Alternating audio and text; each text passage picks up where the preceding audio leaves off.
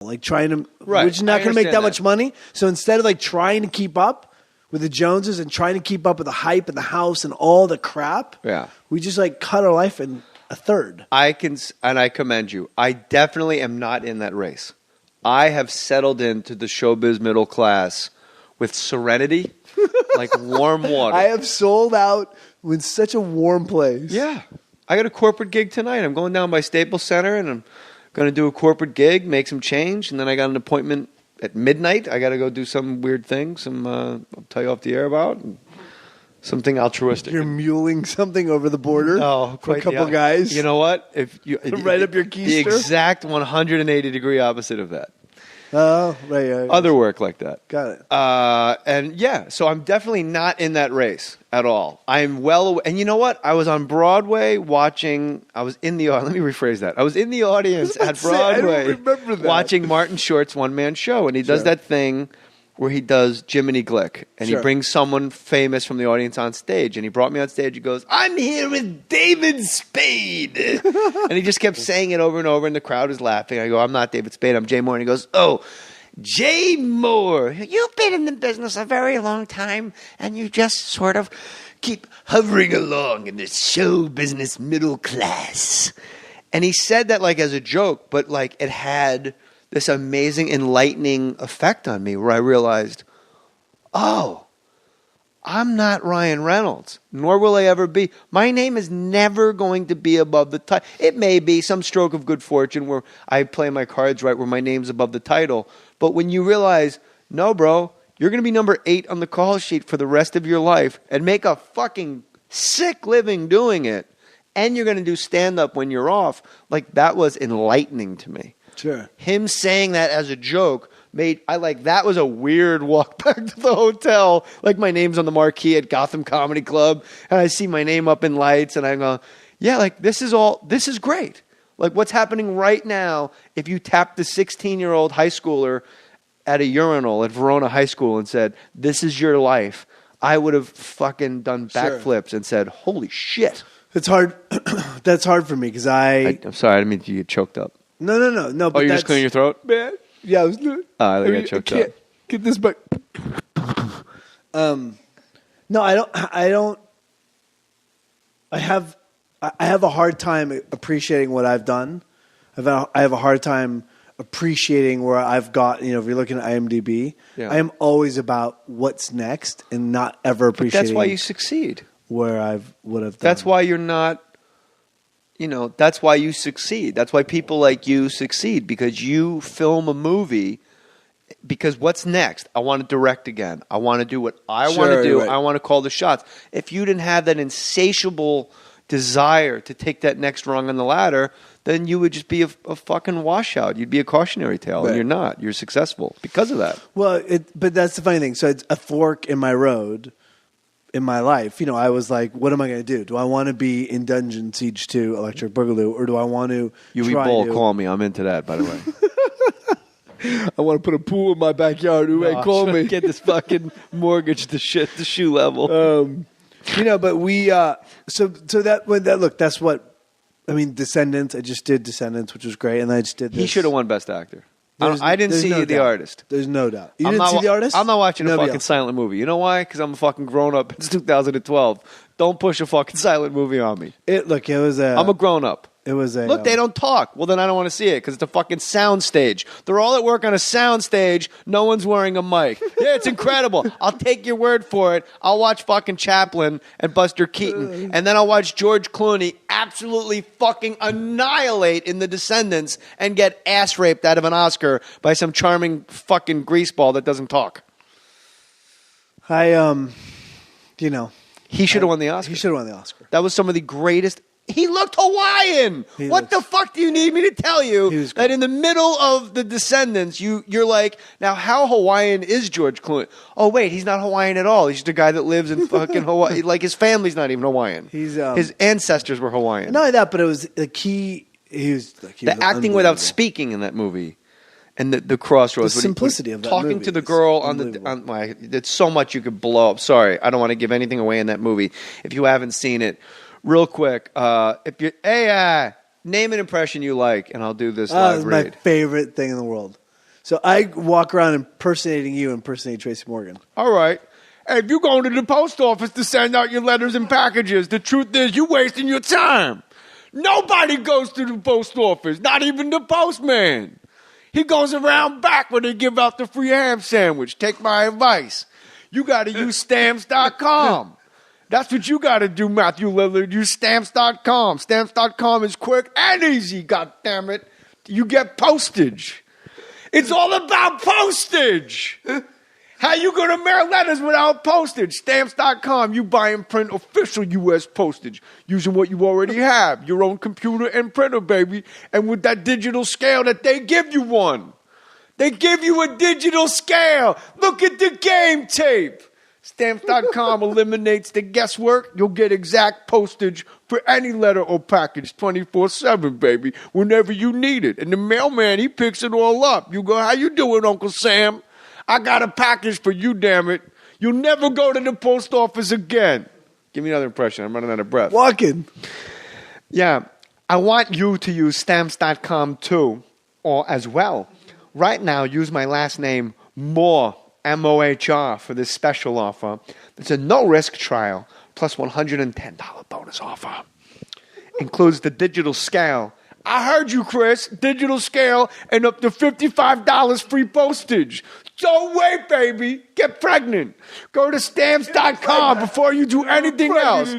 Click on the radio microphone at the top of the homepage and type in M-O-H-R because Jay Mohr is my uncle. That's stamps.com. Enter M-O-H-R at stamps.com. Uncle. So what was the impetus for you doing... What made you want to make this particular movie, Fat Kid Rules the World? So did you write it? No, I didn't. Two guys, Galvin and Speakman, Michael Galvin and Peter Speakman wrote it. I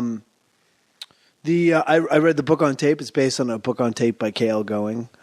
And I read it, and I had tears running down my face 20 pages into it. And it was 9 years ago. And it was right around the time of Without a Paddle, and I thought, I'll do this as an independent movie, and I'll do it for like $10 million. And you, Breckenmeyer, and who in Without a Paddle? Seth Green, and Dak Shepard. Really? Yeah. There's four guys? No, Brecken's not in it. Oh, I'm not. I wasn't being a dick. I was being. I really thought he was. Seth Green, Dak Shepard, and then Burt Reynolds. All right. Norm Macdonald is Burt Reynolds, eh? Turd Ferguson. I don't know. All right, so you read this book. This is something like that I dream about, but I don't really want to direct. I would rather produce because directing, I'm sure you'll attest, way too much work. So much work. Someone's toilet doesn't flush in their trailer, and they're like, "Hey, Matt." No, like, I'm filming a fucking. That's the only thing you don't do on that set. Oh. But I like that. I mean, to me, it's about getting a bunch of people and guiding them on this journey and this vision, and trying to hit, try and tell a story in a really great way. And I like that part. I mean, the idea of sitting and hitting a mark and saying your line is only it's so narcissistic. Yeah. And that's not really not that much fun. Being a director is the only thing more narcissistic than being an actor because you're in control. No, because it depends on how you run control. Because if I could say to you, hey, listen, you're controlling the narcissist. What's more narcissistic than the one controlling the narcissist?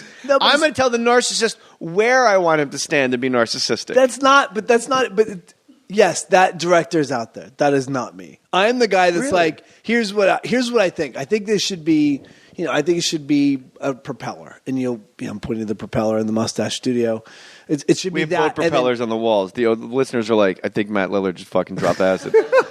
There's boat propellers on the wall. That's why. And so but you say to somebody, it's like, what if it was that? And then they come, and it's like, my idea to them is to say whatever. Use a different analogy because it's fucking amazingly hard to follo. Okay, let's say you're a propeller. That's what you just told. That's what you just told 250,000 people. I'm the kind of director that'll say, let's say you're a propeller. No. Okay. Here's the thing. I have an idea of what I want as a director, and I give that idea or that vision to somebody else and say, hey, go get your rocks off. Make this better. So in the movie, we have this idea of him. There's a scene in the movie where an obese teenager is joining a punk rock joining a punk rock band, and he, in the middle of this gig, he pukes all over the place. Yeah, plays the drums, and he pukes all over the place. So I said to our special effects guy, this is what we want. And he's like, well, he came back and pitched this idea of running tubes up the side of his mouth and doing it from a front-on shot instead of a sideways shot from behind. It's movie history. It's never been done before. But he was getting his rocks off creatively. He took an idea that I gave him and just made it 100 times better. And if you're not a narcissistic asshole who's micromanaging every step of a creative process and you can encourage people to be amazing and inspired, then you're going to get something great. And that's the fun thing. See, I guess I'm the opposite director.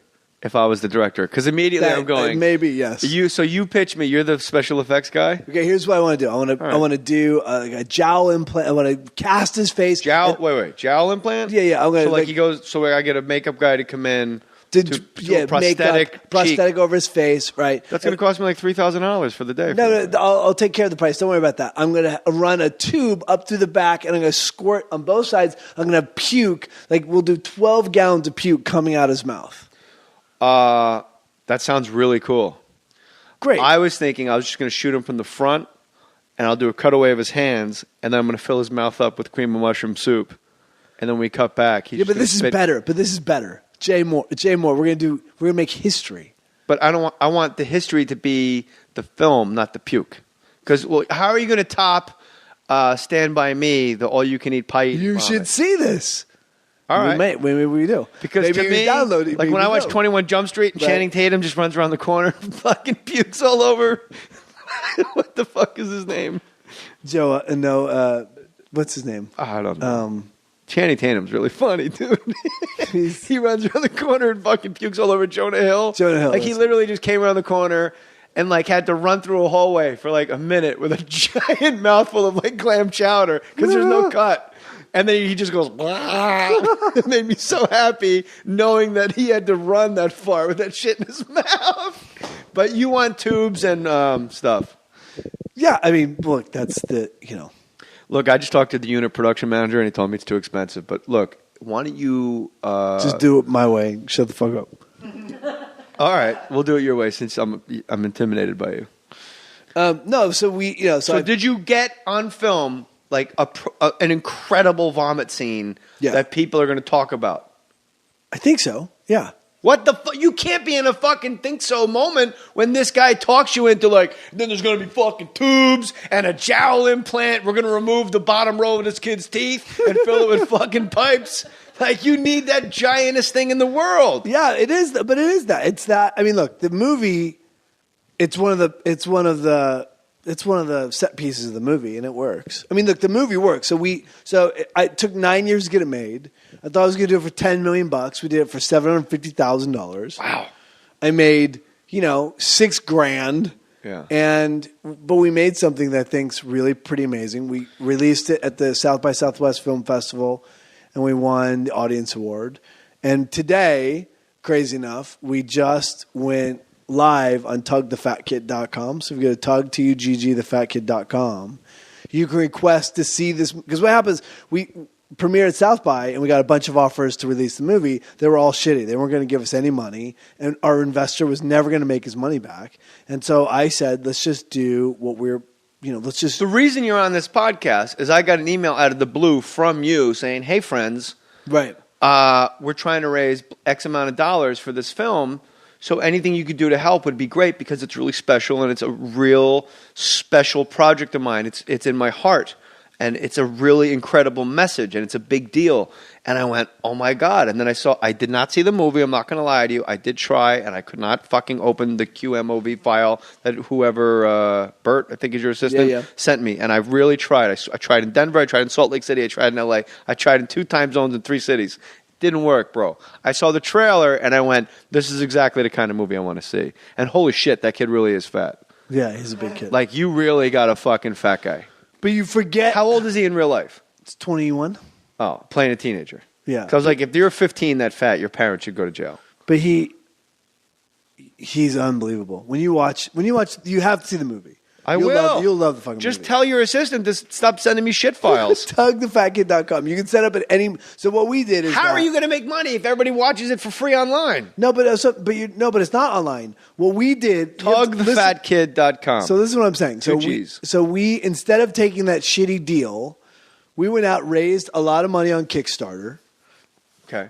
We are the co-sponsors of the Vans Warped Tour. So the Vans Warped Tour hits 42 cities in 55 days. That's a big deal, dude. So we're with a co-sponsor. So we'll be there all the entire summer. And what we do is that we are encouraging kids to go to tugthefatkid.com, and you can set up the movie. It's like Groupon. You can set up the movie in your local theater at any time you want with your friends and screen the movie in your movie theater. That's badass, dude. Dude, I know. Is that like how Kevin Smith did Red State? No, because Kevin Smith